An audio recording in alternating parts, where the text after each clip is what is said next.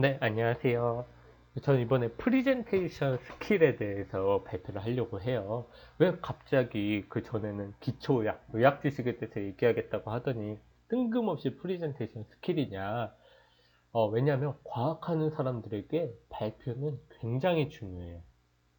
이제 과학하는 사람들이 자기가 이제 좋은 곳에 논문을 퍼블리시를 하고, 그 다음 발표를 하길 기회를 갖게 돼서 이게 강당에 섰을 때 발표를 못 하잖아요. 그러면 주변 사람들이 은연중에 다 그런 생각을 해요. 아, 저 사람은 저 논문을 그냥 좋은 교수 만나가지고 좋은 교수가 이렇게 잘 이끌어줘서 논문을 쓴 거구나. 저 논문은 저 사람의 능력으로 쓴 게 아니구나. 이렇게 생각하기가 너무 쉬워요. 그래서 발표를 잘하는 것은 과학하는 사람이 정말로 중요한데요. 저희 교수님이 저에게 정말로 여러 가지 프레젠테이션 스킬들을 알려주셨어요.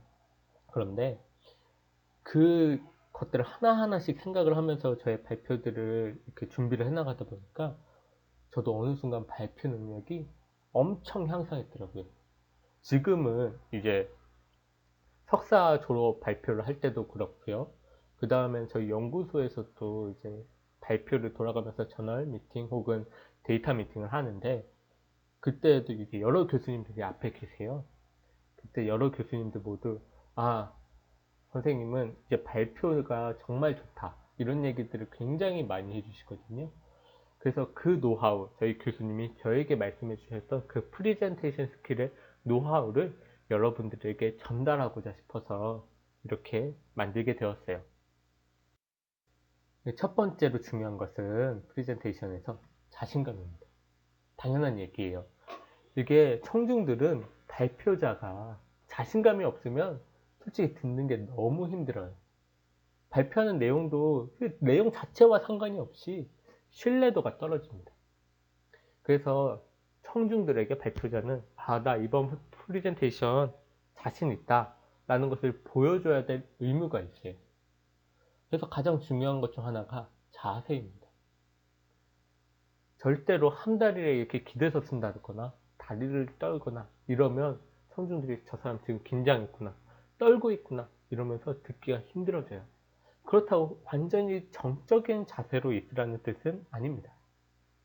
뭐 발표의 상황에 따라서 좀 다르지만 조금 앞에서 왔다 갔다 걷는 거 이런 건 오히려 더 좋을 수도 있어요.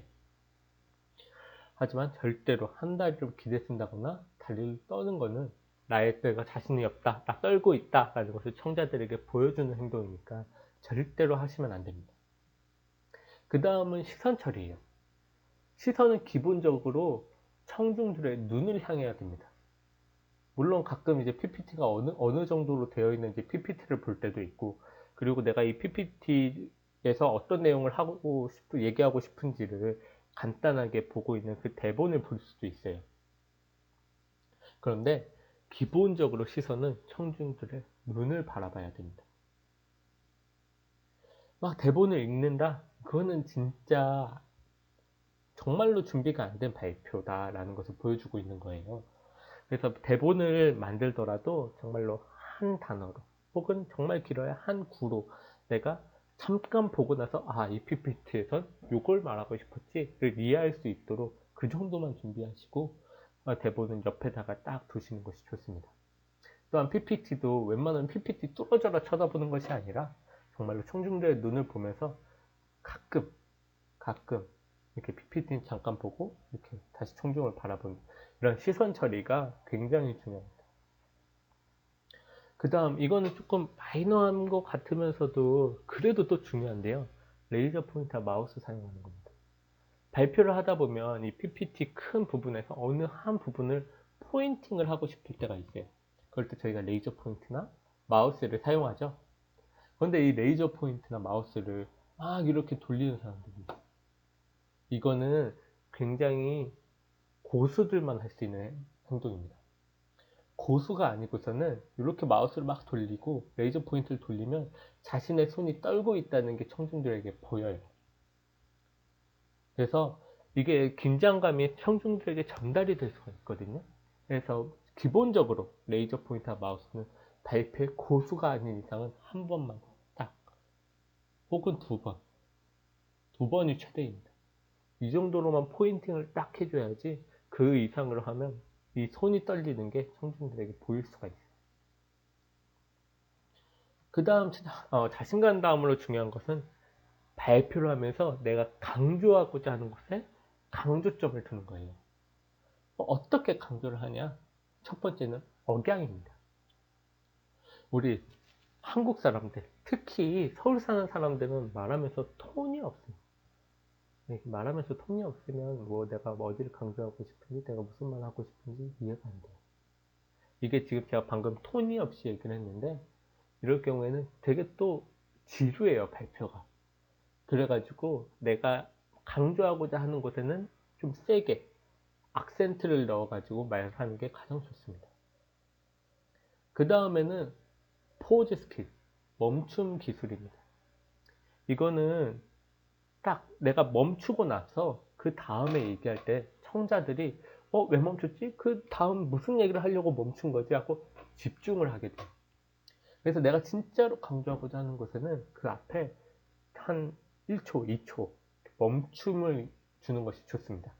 그래서 발표를 연습할 때 일부러 어디에서 멈출지 그것도 정하시는 게 정말로 좋습니다.